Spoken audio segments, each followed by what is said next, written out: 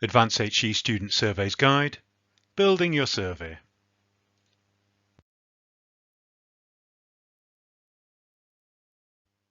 Advanced HE student surveys run via the Jisc Online Surveys platform. Additional training and support is available from Jisc on the use of the platform for Advanced HE surveys. Jisc Online Surveys accounts can be institution-wide. If your institution already has an account, you'll need to be added by your institutional account manager.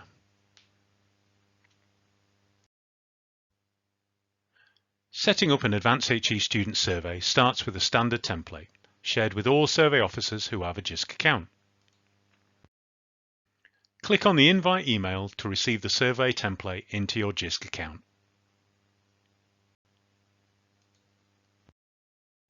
Here in the dashboard we can see the 2024 templates, where I've clicked on the Accept Invite button. Let's make a duplicate of the template, so we have the original to fall back on if we need.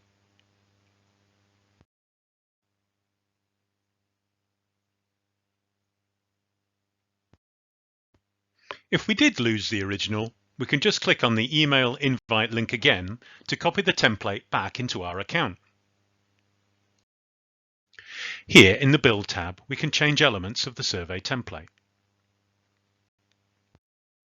Some elements are locked, indicated by the padlock symbol. Other elements can be edited but not deleted. Other elements can be edited but not deleted. For example, the welcome statement can't be deleted but can be customized to your institution, as shown here. We can check that the changes we make look as we want them to by clicking the Preview button at any time.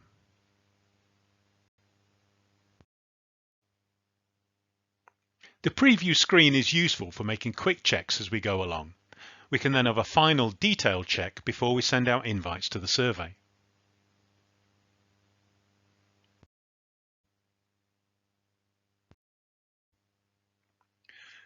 The data protection statement needs to be edited to include your institution's privacy statement in its role as data controller and the role of Advanced HE and Jisc as data processors. This isn't something we can advise on. You'll need to ask your institutional GDPR support for guidance about your institutional policy. Also on the front page is a statement on withdrawal of consent, which needs to be edited to include contact details at your institution. So if a student wishes to have their response removed from the dataset, they know who to contact.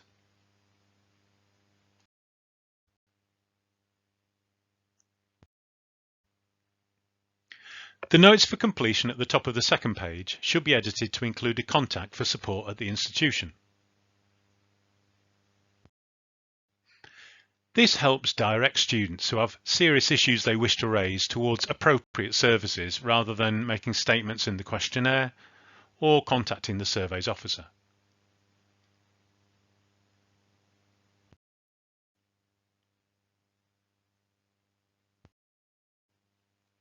The scales and text boxes in PRES and PTES are locked, so they can't be edited or deleted.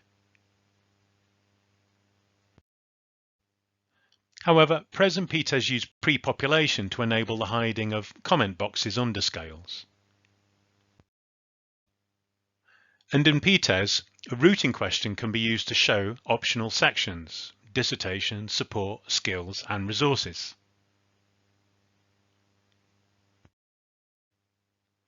There's more about pre-population in the next video, but it's important to note that UKES handles optionality in a different way. Here, the core section on critical thinking in UKES can't be edited or deleted. But the open comment box underneath the scales can be deleted.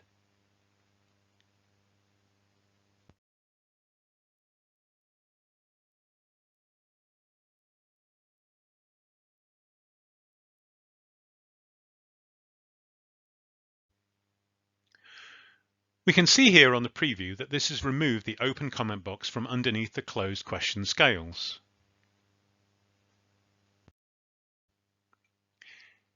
In UCAS, optional sections are not controlled by routing, but the pages are left unlocked on the template.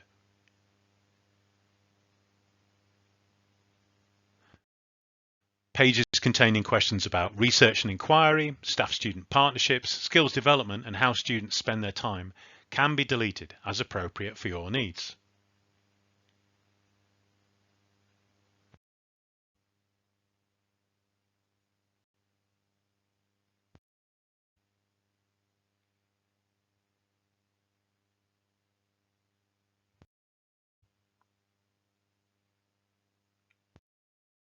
At the end of the demographic question pages, additional pages can be added.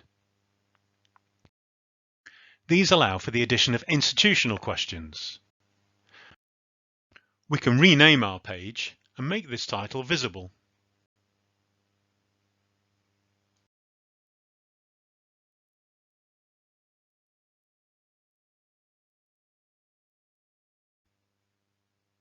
And then we can add our own questions.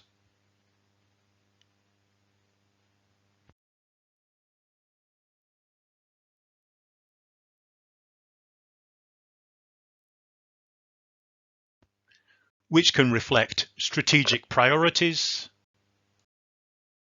or allow students to opt into a prize draw, for example.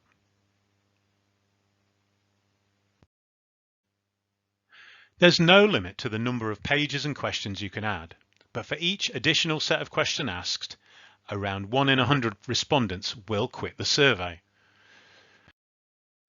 So of every question, ask if it's right for this survey, if it provides useful information that is not already available elsewhere.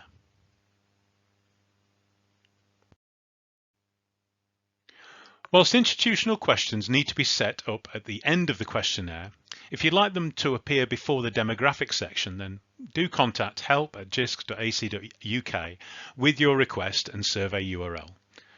They will then be able to move your institutional questions.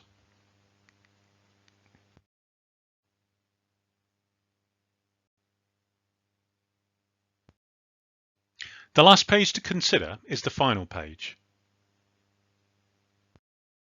which has a thank you message and signpost to further support.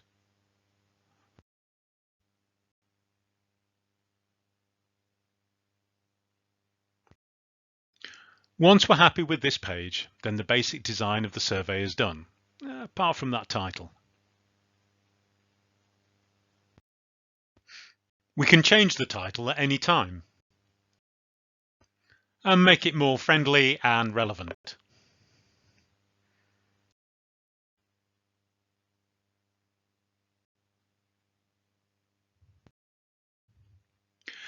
We finalized the template, but there's some more options to play with. In the display screen, we can change the theme colors, add a logo, and choose whether to display question numbers or a progress bar. And again, we can see how this will look in the preview screen. There's a lot more customizability in the surveys, which is driven by pre-population. We'll find out more about this in the next guide.